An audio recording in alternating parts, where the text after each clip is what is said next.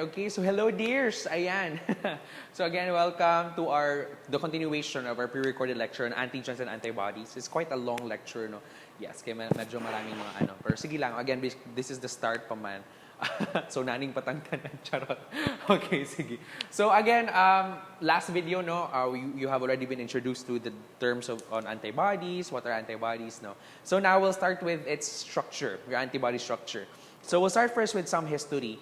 The basic structure of immunoglobulins, they were discovered in 1950s and 1960s by two men. You have Gerald Edelman and Rodney Porter, yes. So actually, munang easy ra siya I-remember for me kay I have my second name there, Rodney Porter, yes. But please don't call me in my second name. First name lang ta basis, guys, ha? Do not call me by my second name. Mga family members lang na siya. Sila rin murag na I pass to call me that. And some some other people na kung murag sige na lang. Pero first name basis lang. Pero char, ganitong gachika na. But anyway, silang duha, they are credited for the discovery of the antibody structure. Alright? So si Gerald Edelman and Rodney Porter. Please take note, in your board exam usually, wala kahit, dili kayo actually appeal siya sa pag-study sa inyong review ang history of, usually, ang history ng mga questions either mo gawa sa micro or diri, sa ISBB. Because again, daghang mga people behind it. So it's important that you at least be familiar with these people. Alright? So muna siya. Usually, history. Na mo gawa sa mga questions sa boards. As in. Okay, alright. So again, for antibody structure, si Gerald Edelman and si Rodney Porter. And we also have this person, you have Susumu Tonegawa. Yes, binastos mag-good. Like sa Manila ako nag-review, so like of course, Manilang language, no, in terms of describing some parts of our body, so muna mga tawa sila. But ako kay murag, okay, whatever. Yeah, Susumu Tonegawa, he is credited for, on the other hand, he is credited for antibody diversity, meaning each, there are different diverse ang antibodies, no, kada person. So the chromosomes contain no intact immunoglobulin genes and only building blocks. So wala jud kanang specific yun. All right? Na parang chromosomes walay constant or walay intact immunoglobulin genes. All right? Only building blocks, parang ganun. So antibody diversity. All right? Basta akin nyo i-take note is antibody structure, kinsay naka-discover, Gerald Edelman and Rodney Porter. And kinsay naka-discover sa antibody diversity, si Susumu Tonegawa. How do I remember it? Antibody diversity. Susumu Tonegawa. Mura siya Japanese, of course. So maraming, para siyang Tonegawa University, diversity. Parang ganun. Kamu na bahala sa mnemonic, guys. But I think muna ako mnemonic before. Or naba ko yung mnemonic, ana. But anyway, Susumu Tonegawa, antibody diversity. Antibody structure, duha ka buok. Gerald Edelman, sorry. And Rodney Porter. All right, okay. Now we go now to your antibody structure. So your all immunoglobulin are made of a 4-chain polypeptide, diba? Again, as mentioned, your antibodies are proteins. They are proteins. All right. So here is a rough picture of your antibodies, no? It's a picture of parang Y, diba? Ayan. Di ako magaling mag-picture, guys. Mag-draw pati at, diba? Based on experience, last sem, di talaga ako magaling mag-draw. May mga iba akong na-draw. Na mali. Alright, so we'll start first with this structure, what we call your heavy chains, okay? So your heavy chains are those in red, okay? And usually these heavy chains determines the immunoglobulin class, okay? It could be alpha, delta, epsilon, gamma, and mu. That is why, kung dira na derived ang mga IG, G, yan, IgM, IgA, IgE, and IgD. Because again, kani mga GMAED, that is based on the heavy chain. So IgG, of course, that's iyang heavy chain is gamma, IgM niya is mu, alright? A is alpha, E is epsilon, and of course, D is delta. So ang heavy chain ang nagdetermine ana, di ba? Of course, kung IgE ba siya, IgM. Alright? So nana sa letter, kung A, alpha, M, mu, D kay delta, etc., etc. Alright? And the light chains, ayan, the color green, are either kappa or lambda. Go kappa. Why sa joke? Okay, so either kappa or lambda, di ba? Sorry, ito pala, green, the green, your light chains, di ba? So, recall in your atong klase AUBF, sa akong usa ka section there, di ba? Light chains, di ba? Di ba, unsa to siya na protein, makitaan sa urine of a patient with multiple myeloma, your Benz-Jones protein. And di ba, Benz-Jones protein are composed of light chains, di ba? Light chains ng mga antibodies. Muna siya ang point, light chains. Alright? Either kappa or lambda. So as you can see, mga Greek letters sila hangi designate for that. Alright? Okay. Ayan. So that's for the basic structure. Now we go now to, the light chains. Now we divide that now to determine the different regions. Okay. So first is the variable regions. So kanang color green. So it's the variable sequence of the first 110 to 120 amino acid of both the heavy and the light chain. So as you can see, gihafra siya. So the first 110, 120 sa heavy, and first 110 to 120 na amino acid sequence sa imuhang light chain. So this is known as your variable regions. And by the name itself, variable. So it could vary from one antibody to another. Okay? So it bears the amino NH3 terminals. Diba in your protein, polypeptide, ang one end is NH3 and the other is carboxyl, COOH. Tama ba? Diba? So kanina end ang NH3, alright? Okay? Naadira sa variable regions, alright? And again, by the name itself, variable. It is unique to a specific antibody, alright? And the red one, of course, are your constant regions. So by the name itself, constant, so it's the same for all antibodies, alright? So it's the remaining amino acids from after 120. So the remaining amino acids na siya. Alright? And again, similar siya for each type and subtype of immunoglobulin. Essentially the same sequence and naana diri ang carboxyl terminal. Because again, recall that it's a protein, your antibodies. So same ilang structure is NH3 ang one terminal and then the other is carboxyl. Alright? Okay. Ayan. Now we go now to the different domains. Okay. Alright. Ayan. For domains, these are regions or sections pag yun in the immunoglobulin. So each light chain, so focus on the light chain. These are light chain. It has one variable light, and it has one constant light domains. Okay? Please take note. Alright. Ayan. Okay, variable light, one constant light. And each heavy chain, it has only one variable heavy, okay? And tulo ka constant heavy. So, one variable heavy, 1, 2, 3 constant heavy. Alright? So, here, ang IgG, IgA, and IgD, 4 domains, parehas ani. Usa ka variable heavy, tulo ka constant heavy. Whereas for IgM and IgE, na pakapin na usa. So ang IgM and IgE na usa diri na constant heavy. Alright? For IgM and IgE. So naa siya pakapin na usa ka constant heavy. Alright? Okay. Ayan. So muna siya variable heavy, constant heavy. That's for the heavy chain. So mga domains. Alright? Okay. Ayan. Okay. Now we go now to the fragments. So the color green are known as the green colored portion is known as your Fab or the fragment antigen binding. Alright? So basically, by the name itself, diri mo bind ang antigen. So kanina portion sa antibody, dira mo bind ang antigen. That is why fragment antigen binding, Fab fragments. Okay? And each fragment, ang Fab fragment, kabantay mo, usa ka heavy o usa ka light chain. Alright? So one heavy, one light chain. Okay? And lastly, the color red, this is known as your FC fragment or fragment crystallizable at 4 degrees Celsius. So usually, kani siya guys, kanang sa mag-ikog niya or sa kaning red, it does not bind antigen. Usually, buhato na siya or gamito na siya for other purposes like complement fixation. Okay? And opsonization, meaning opsonization, kanang pag-cover sa antigens o mga opsonins, parang ganun, or opsonization, yes. Basta mo na siya point ng FC portion. Alright? So it's for other effector functions. Ayan. Example, again, complement fixation and other immune functions of the immunoglobulin. But ang main yun na mubind sa antigen is kaning fragment, FAB fragment. Kamantay mo na, if naay mo draw og antigen, di ba, antibody, dili dapit ibutang ang antigen, di ba? Because again, the Fab is the one involved in antigen binding. Okay? Alright, ayan. Alright, okay.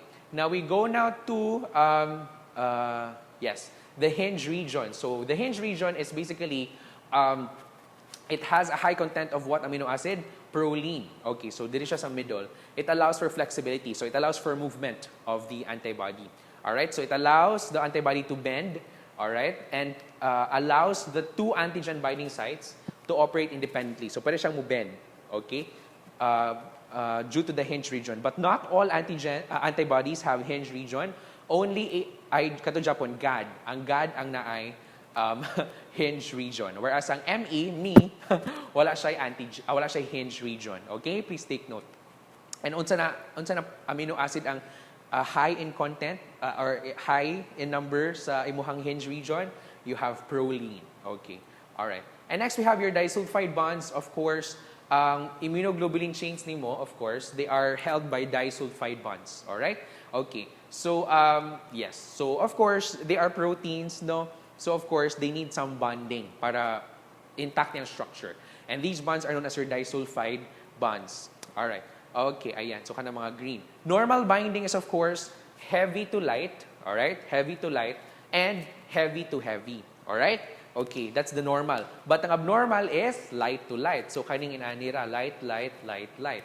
And that is now seen in patients with multiple myeloma. Muna na siya composition sa imong Benz-Jones protein, guys. It's an abnormal antibody, incomplete antibodies na light chains rin naa. And ang binding niya is light-light. Muna siyang i-describe ang Benz-Jones proteins as parang light chains, di ba? Light chains sa mga antibody, incomplete antibody. Alright? Ayan. So, muna siya ang composition. I hope na-gets na ang Benz-Jones protein. So, basically, ang Benz-Jones proteins, kanarang light chains. Okay, and that's abnormal. Again, seen in patients with multiple myeloma. Seen in the urine of patients with multiple myeloma. All right. Ayan. Now we go now to cleavage. All right. So, dili itong bastos. All right, cleavage, meaning this is one of the experiments na gibuhat sa mga scientists. Ilahang gi-cleave ang parts sa antibodies. All right. And first is using the enzyme papain. Okay, papain. By the name itself, it comes from papaya. It's an enzyme that comes from papaya. So, papain cleavage. So, it cleaves the antibody above the hinge region. So, ma-visualize ninyo na since it's above the hinge region, it now divides it into 3 fragments. Ayan. So, duha ka Fab, and of course, usa ka FC, or usa ka fragment crystallizable. Gets? Of course, a mnemonic of that na gitulo na mo is you count the syllables of papain. Dili nimo siya i-pronounce as papain, but papain. Okay, papain. Tulo ka fragments. So, or you can visualize again above the hinge region. So, example.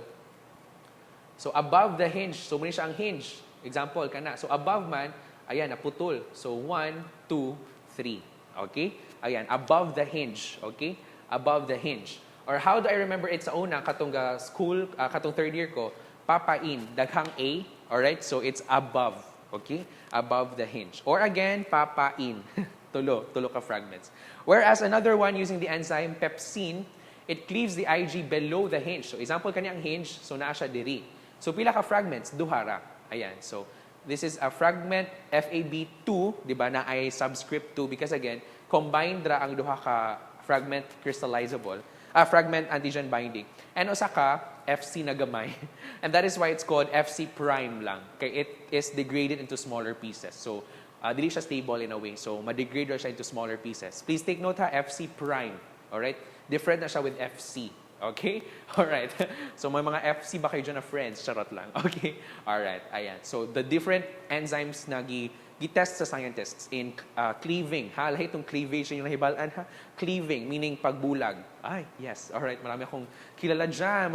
Sino bang mga, may kakilala dyan ng mga papain or pepsin na magaling mag-cleave, magaling magpabulag. Charot lang. Alright, okay. Ayan. So, please take note ha. Papain, tulo ka fragments. Pepsin, duha lang. Pepsin, papain. O, di ba? Alright, okay. Ayan. So, I hope na-visualize lang. And some additional terms no, to describe. Number 1 is your isotype. So, it refers to the heavy chain, kaning color red, that is unique to each immunoglobulin class. So, pwede siyang i-call po as your isotype. Alright? Another term is your allotype, the variations in the constant regions. Diba? These are your constant regions. So, there could be some variations there in terms of siguro, bahalag constant siya. Okay. But kanang like na ay times na basin ay differences in bonding or differences in whatever, depending on the antibody pa rin. Alright? Okay, so allotype. And lastly is your idiotype. Variations in the variable regions. Diba? These are the variable regions. Okay, that give, again, individual antibody molecule specificity. Alright? So you have isotype, allotype, and idiotype. So additional terms lang. And then next, we go now to the different types of immunoglobulins. Yes, diba? We have 5. Gammed. Actually, ako na, gamed or gamed. Okay, or depende. Kamo na bahala sa imong mnemonics. Alright, so, sir, kailangan naman na siya i-memorize? Not necessarily. Kamo'y bahala. But, easy lang man siya to, for me ha, easy lang yun siya to remember. So, we'll start first with molecular weight. As you can see, ang IgM ang pinakadako. Siya yun. Muna siyang IgM, M, malaki. Alright? O, di ba? Malaki. Ayan, mabigat. Ayan. So, M, nasa M. Okay. Of course, 900,000 in molecular weight. And as you can see, ang next niya is IgA. Alright? Okay. And then, ang IgD, Ig, o IgG, ang same ra sila o molecular weight. Alright? As you can see, ang IgG ang pinaka-light. Alright? 150,000. Now, for structure, you have monomer, pentamer, monomer, dimer. You'll have a picture of that later para makabalo mo sa point. Sedimentation coefficient meaning unsa yang sediment pag like how it is able to sediment like para mo fall down in a solution parang ganun. So as you can see IgM pa rin ang malaki 19S. The rest kay same na except for IgE na 8. H chain of course your heavy chain gamma, mu, alpha, delta, epsilon. Subclasses as you can see ang naara is IgG and IgA. Percent total, ang pinakadaghan yun is your IgG. Because again, later sa atong discussion, you'll understand that IgG is the most abundant yun, the most abundant in our bloodstream because it provides long-term immunity. Alright? Okay, later. Okay, and then serum concentration, still the same.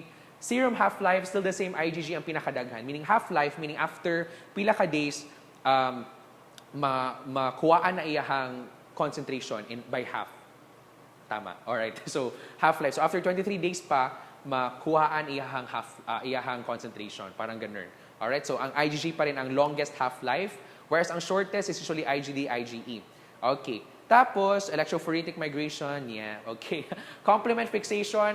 Ang maayo na gyud mo fix og complements are your IgG and IgM. Okay. And the only antibody gyud that can cross the placenta is your IgG. Munang naay natay meme, di ba?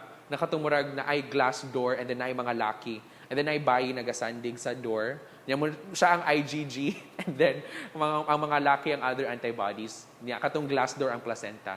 That's a great meme, oh, di ba guys? Basta niya. Namoy lang ideas for memes na pod Corona Sam, so watch out. Okay, so that was a great meme.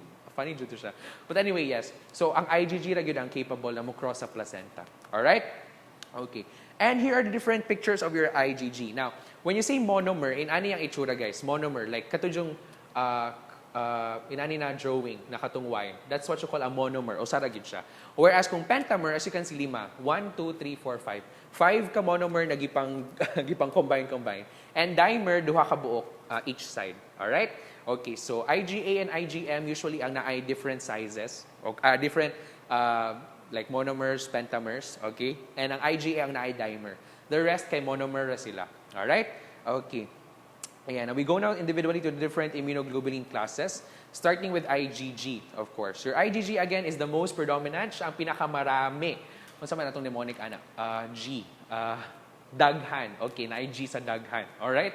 Siya ang pinakadaghan, okay? IgG. Longest half-life pod, and again, as mentioned, it provides long-term immunity. Alright? Okay, and 4 major subclasses. Na siya subclasses IgG 1, 2, 3, and 4. 67, 22%. Of course, pinakadagan ng IgG 1, IgG 2, IgG 3, and IgG 4. Nalimot ko sa unsa na subclass ang dili maka-chance. I think ang IgG 3, I have to check ha, I could be wrong.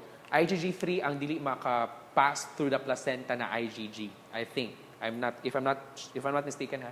All right, ako pang i-check. All right. Ang difference lang nila is the number and position of the disulfide bridges. All right? Okay, between their heavy chains. Could be that ang IgG1 usara ka bridge, ang IgG2 duha, inana. Okay? All right. And associated with secondary immune response later, ato nang i-discuss.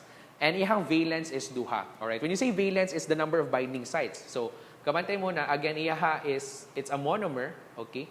So, meaning, duhara iyahang Fab. Okay? So, therefore, duhara iyahang binding sites to the antigen. Okay? So, if ang antigen, ang name sa binding site sa antigen is epitope, for antibodies, it's valence. Okay? Alright? So, duha iyahang valence. 1, 2. Alright?